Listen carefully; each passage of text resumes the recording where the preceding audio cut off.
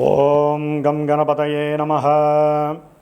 నమః శంభవే చ మయో భవే చ నమః శంకరాయ చ మయస్కరాయ చ నమః శివాయ చ శివతరాయ చ.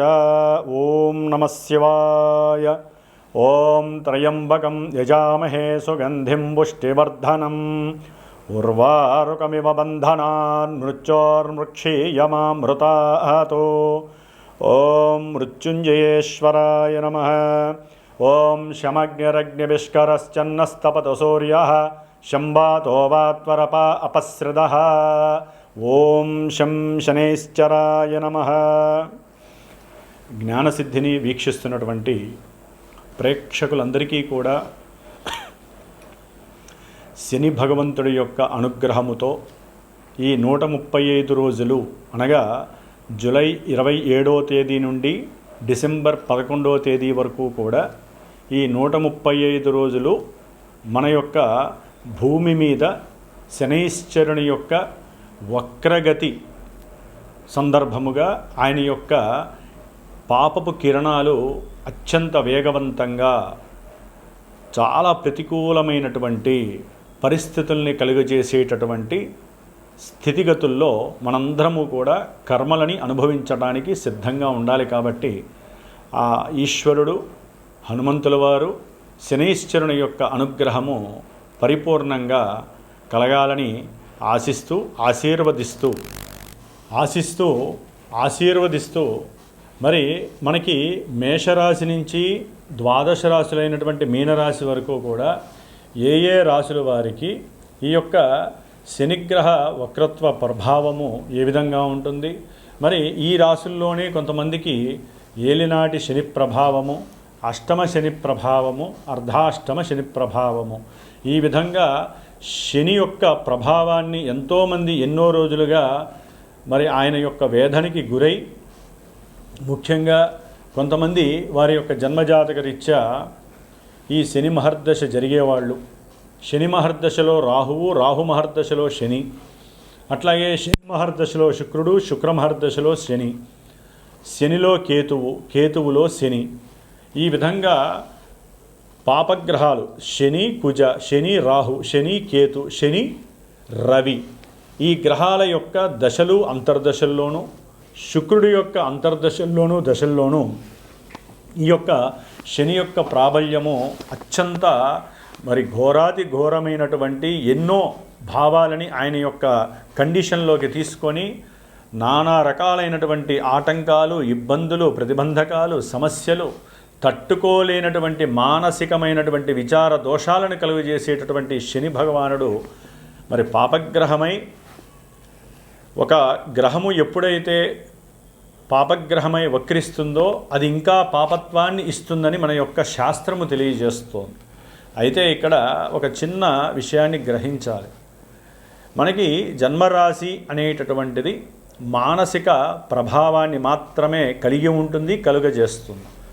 కానీ జన్మజాతకము అనేటటువంటిది మనం పుట్టినటువంటి ప్రదేశం ప్రకారం, మనం పుట్టిన సమయం ప్రకారం, తేదీ ప్రకారము ఒక లగ్నము ఆచ్ఛాదనై ఆ లగ్నం నుంచి ఈ శని భగవానుడు 1వ స్థానమా, 2, 3, 4, 5, 6, 7, 8, 9, 10, 11, 12 ఈ ఏ భావాలకి ఆయన ఆధిపత్యం కలిగి ఉన్నాడు, శుభగ్రహ భావాలకి అశుభగ్రహ భావాలకి ఆధిపత్యం పట్టి ఉన్నాడా, దీన్ని కూడా లెక్కలోకి వేసుకుంటూ మరి ఆ లగ్నం నుంచి ఈ శని యొక్క సిచ్యువేషన్స్ ఏమిటి, ఏ భావాల్ని ఆయన ఆధారపడి ఉన్నాడో గోచారంలో ఆ భావాలకి తగ్గట్టుగా మానసిక విచార దోషాలని కలుగజేస్తాడు ఈ శని భగవానుడు.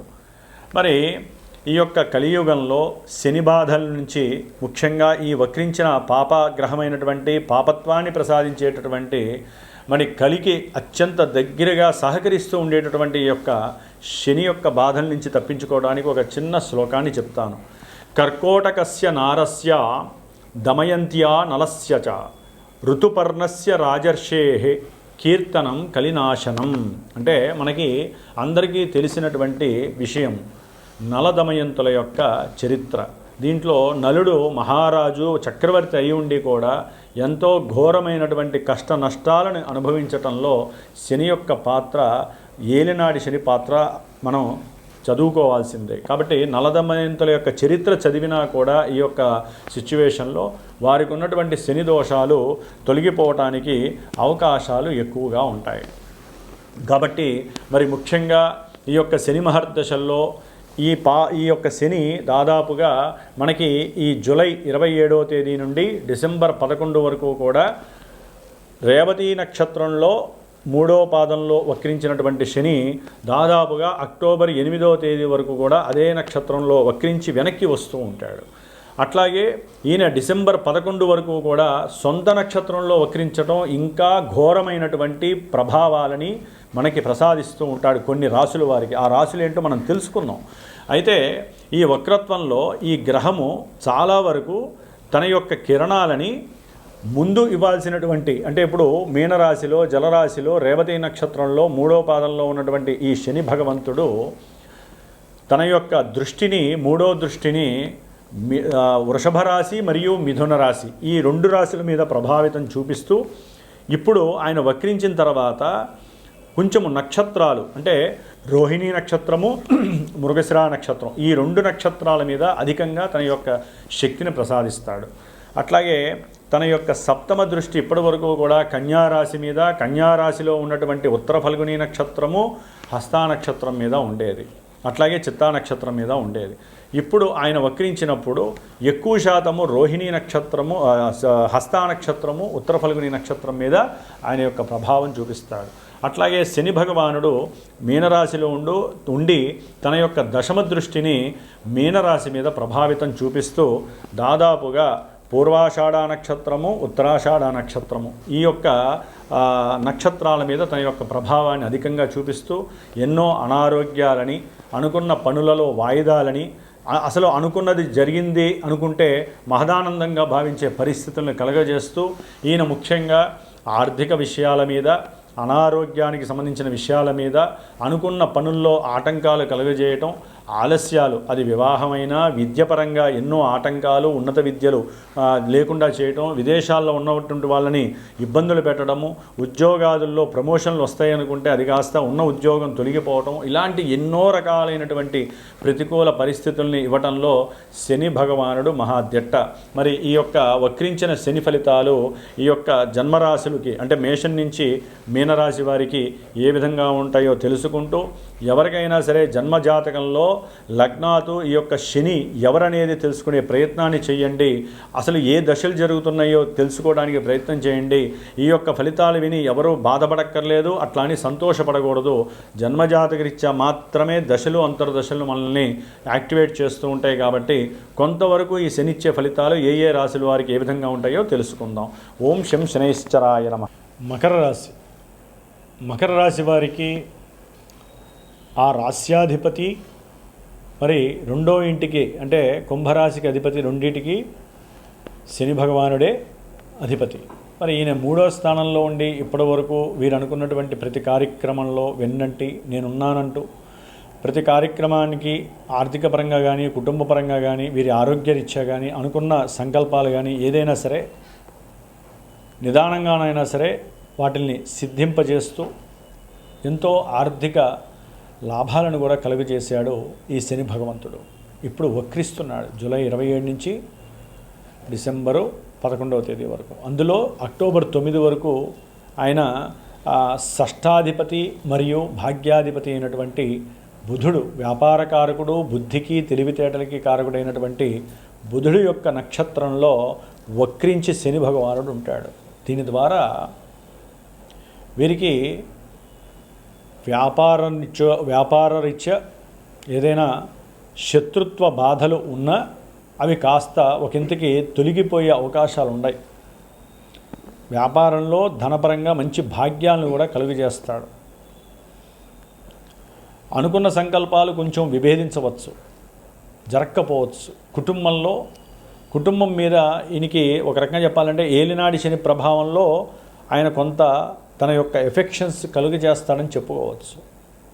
ఎందుకంటే ఆయన ఉన్న స్థానం నుంచి వెనక్కి అంటే వేరే ఇంట్లోకి రాకపోయినా ఆయన యొక్క కదలిక వెనక్కి ఉంటుంది. కాబట్టి ఆయన యొక్క సెగ కిరణాలన్నీ కూడా వెనక 2వ స్థానం మీద పడుతూ ఉంటాయి.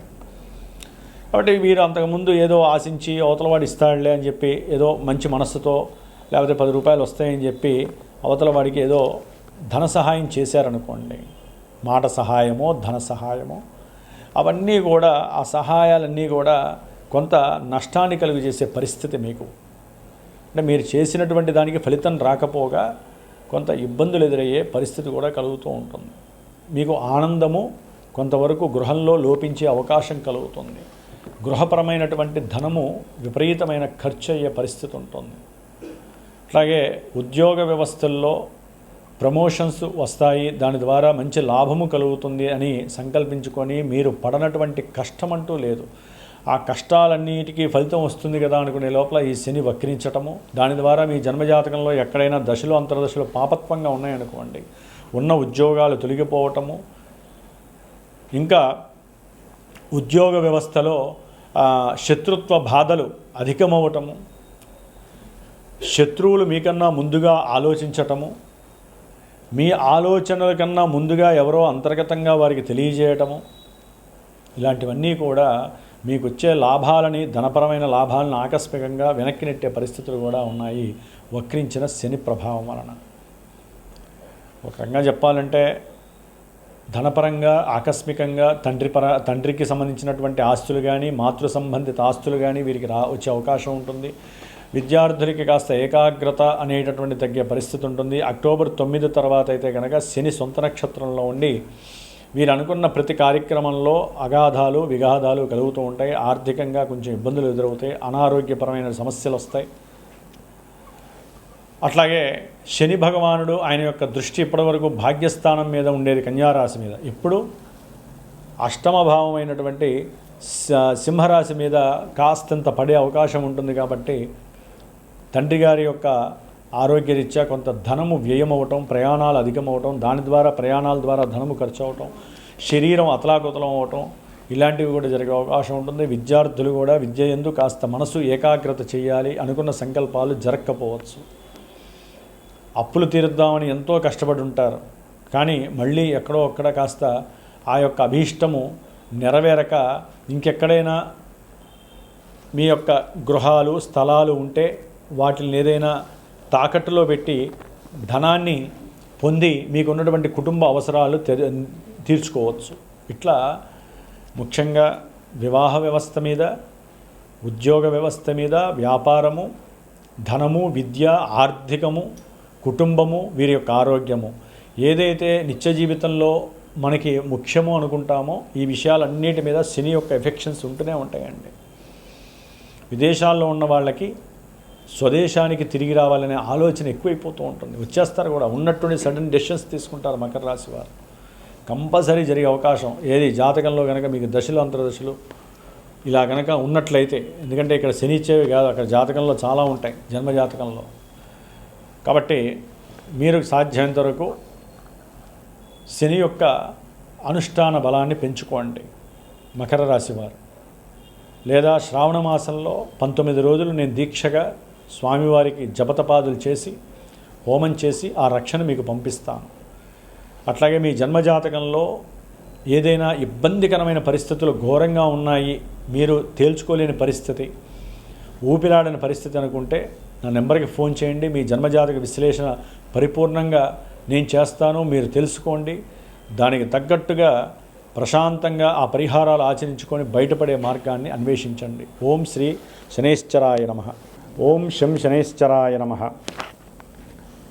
ఎవరికైతే గనక శని మహర్దశలు కానీ అంతర్దశలు జరిగిన పుష్యమీ నక్షత్రము, అనురాధ నక్షత్రము, ఉత్తరాభాద్ర నక్షత్రము, ఈ నక్షత్ర జాతకులు కానివ్వండి, అట్లాగే కుంభరాశి, మీనరాశి, మేషరాశి, వృషభ రాశి, అట్లాగే మనకి ముఖ్యంగా కన్యారాశి, ధనుస్సు రాశి, ఈ రాశుల వారు ఈ అంతర్దశలు దశలు జరిగేవారు తప్పకుండా శ్రావణ మాసంలో మనకి బహుళ శుద్ధ విధియ నుండి దాదాపు 19 రోజులు పంచమి వరకు కూడా నా యొక్క శ్రీమాతా జ్యోతిషాలయ పీఠంలో ఈ యొక్క శనిగ్రహ పీడలు బాధలు తొలగించటానికి ఒక దీక్షా కార్యక్రమం 19 రోజులు నిత్యము 1000 సార్లు శనికి సంబంధించినటువంటి మూలమంత్ర బీజాక్షరాలని అట్లాగే మూలమంత్ర వేదమంత్రాన్ని కూడా జపిస్తూ నిత్యము 19 రోజులు రుద్రుడికి శనిగ్రహ పాశుపత రుద్రాభిషేకాన్ని ఆచరిస్తూ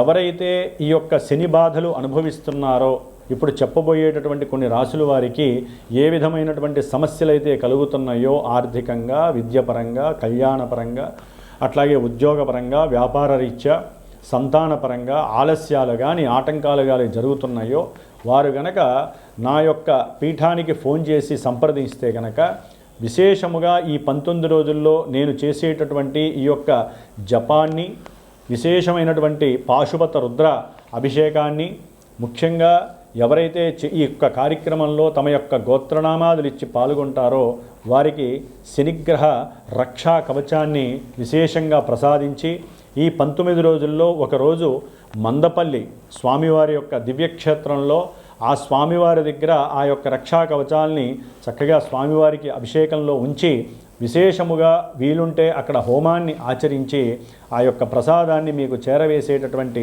బాధ్యతని స్వీకరిస్తున్నాను. కాబట్టి దీనివలన విశేషమైనటువంటి శనిగ్రహ అనుగ్రహం కలిగి ఎంతటి కార్యాన్నైనా సరే జయించేటటువంటి పరిస్థితి కలుగుతుంది. ఎటువంటి మృత్యువునైనా సరే మనం తప్పించుకునేటటువంటి పరిహారము మనకి ఈ యొక్క రక్ష ద్వారా మనకి లభిస్తుందని ఆశిస్తూ ఆశీర్వదిస్తూ మరి మేషరాశి వారి గురించి, మీనరాశి వారి గురించి కూడా ఈ మధ్యలో ఉన్న రాశుల గురించి మనం ఇప్పుడు చర్చించుకుందాం.